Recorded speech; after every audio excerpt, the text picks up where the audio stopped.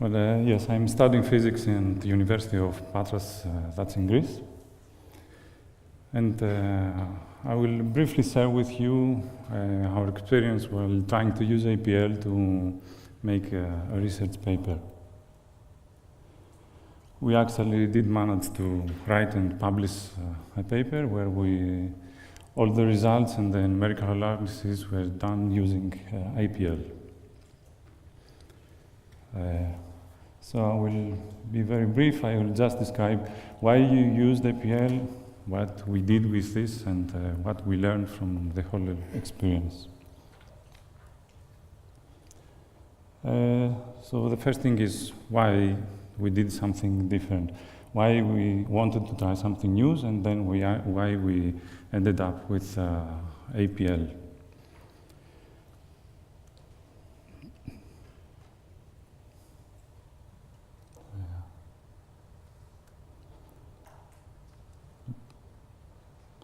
So why change? Why use something new? And not why the user languages that physicists use, like FORTAN or MatLab. Well, the main reason is frustration with how physics program. Actually, we think we are programmers, but we are really not. Programming is a much different craft. We are barely trained to even write the most basic programs, but we constantly program, and the result is that we produce unmaintainable code, unreadable code, code that we never share, we can't share, we don't want to share, we're embarrassed. Most often than not, we just scratch our work and start from the beginning, even for things that we have already done. And maybe that would be okay if we at least write quickly, but it takes days or weeks to do things that programmers could do within some hours, a few hours.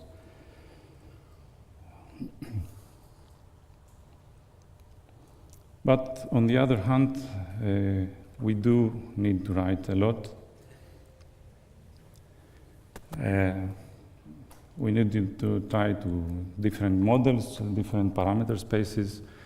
We have to make simulations, quick simulations to develop intuition and many more things that require constant use of some sort of programming.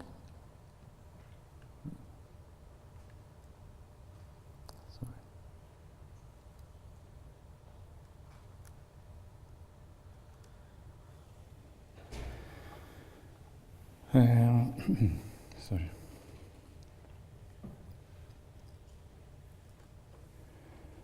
So, instead of writing programs, we should actually try to make better prototypes, prototype programming. It should be easier to us to make some quick prototype to see what works, what is not working, and if there is a need for this, to develop further through collaborations with professional programmers. So why use APL for this? Why pick APL among so many other choices? Modern maybe choices like Python or Julia or some ML style of language. Of course, the first reason is the use of matrices. Almost everything in physics can be modeled using matrices. We can actually prove that almost everything that is worth calculating, we can calculate it with some matrix representation of the problem. We have matrices, for example, for object rotations, for how materials behave under stress, for how the universe expands, and so on. Anything that can be done with matrices. So we went looking for a matrix-aware language a language that would be good to handling matrices. And by good, I mean both efficient and easy.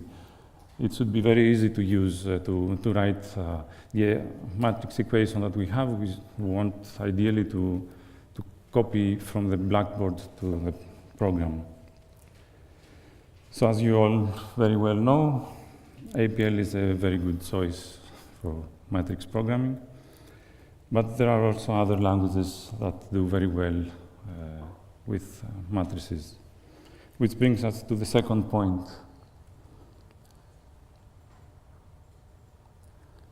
which is APL's terseness.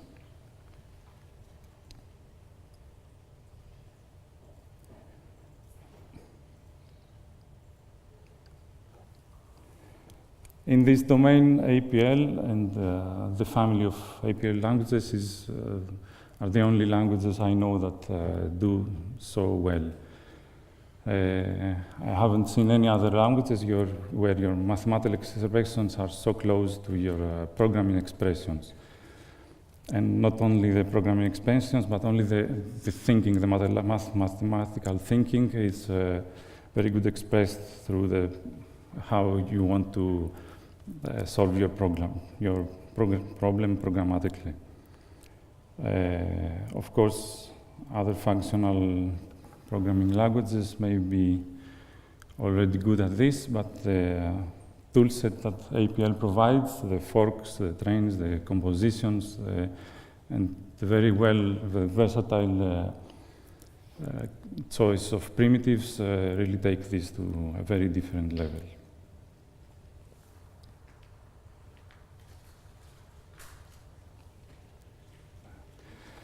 So what we did after we decided to use APL, very briefly, the system is we had an idea for a quantum mechanical system where we signed the laser through a very tiny box covered with two-way mirrors and wanted to see what comes to the other side.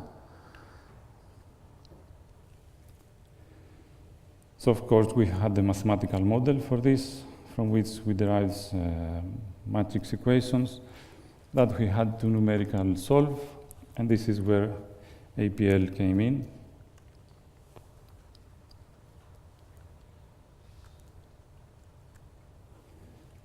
Where we translated our equations to APL, we wrote the mathematical operators that we needed, the relevant mathematical operators to APL, and then we replaced our symbols with the relevant matrices and begin toying with the model.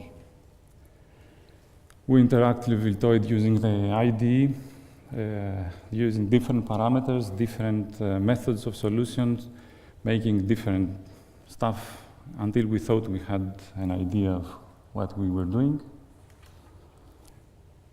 And then we automated the whole procedure to get a bigger picture of the results. I haven't included any code, but if anyone is interested in technical details, I'll be happy to share details and code later.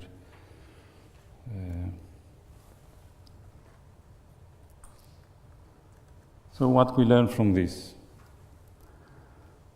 Of course, we learned that APL is an all-around great language.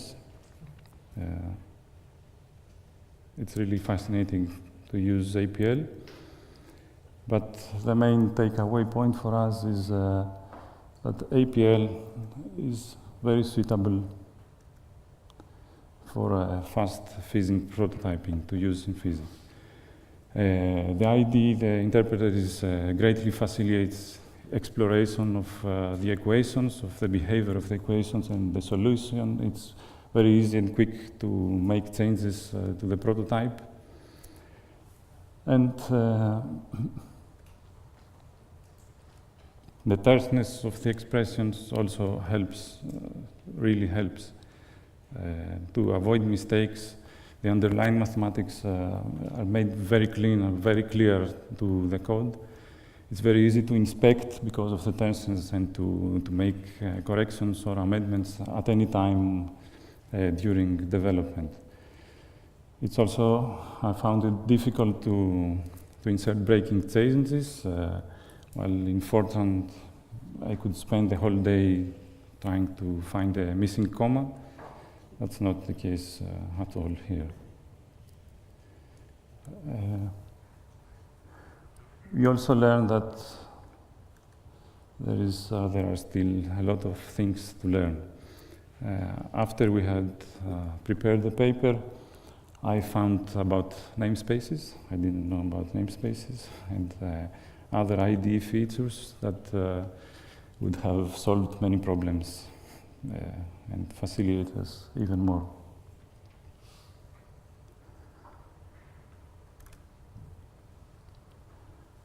So, what we learned, are there downsides? No, there are not really any downsides. It was a very positive experience.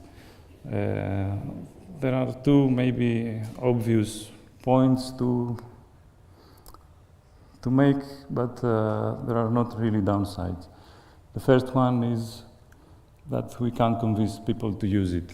It's very difficult, and I'm sure you all know it's intimidating, both for the mindset and the character set.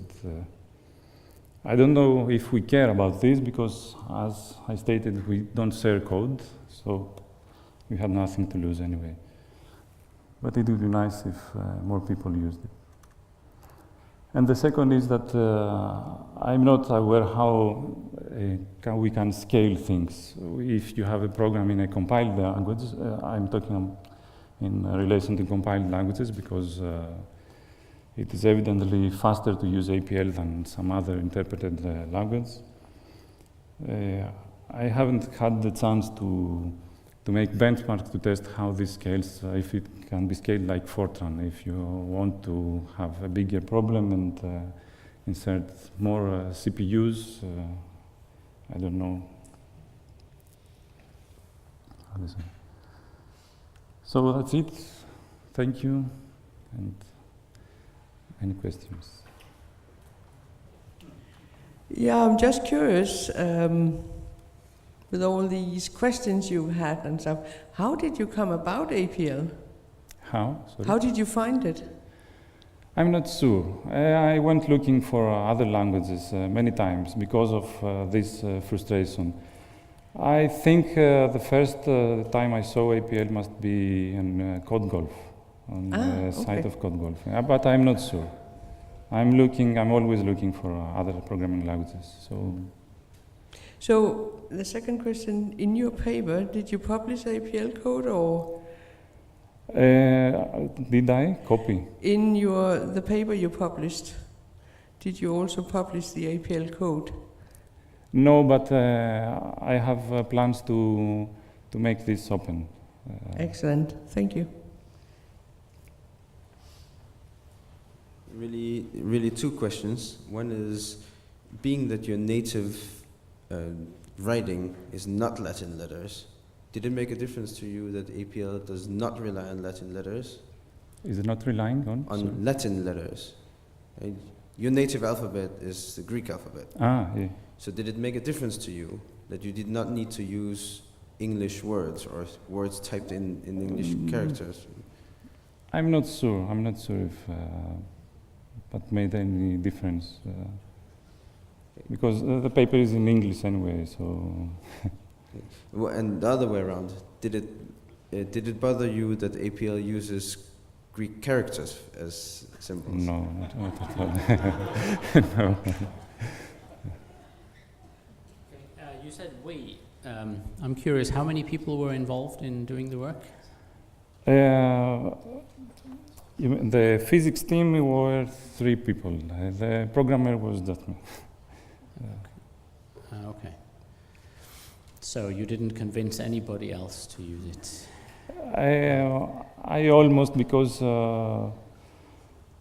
it was not up to me. So I had to convince that's okay to use this language to publish. And I'm really curious, what did you discover?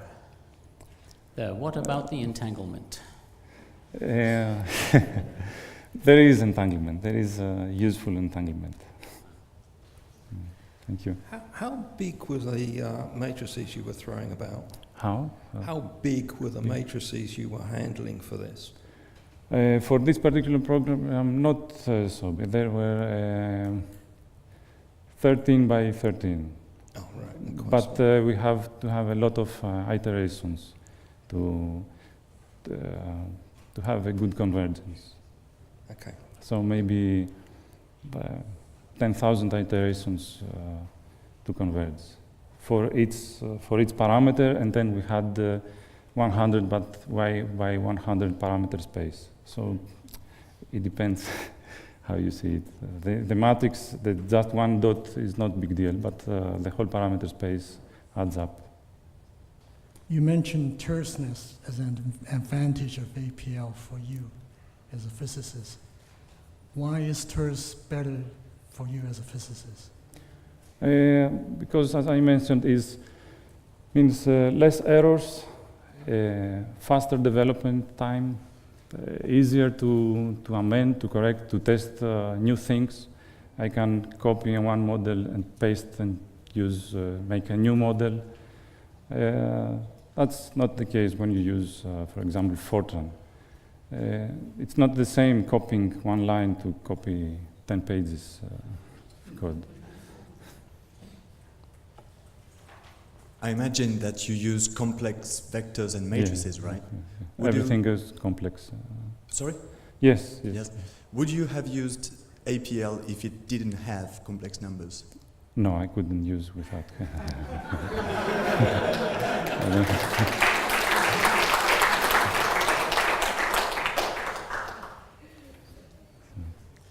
Okay, is there anything else? Okay, thank you, Kostas. Always good to hear from someone who's new to APL.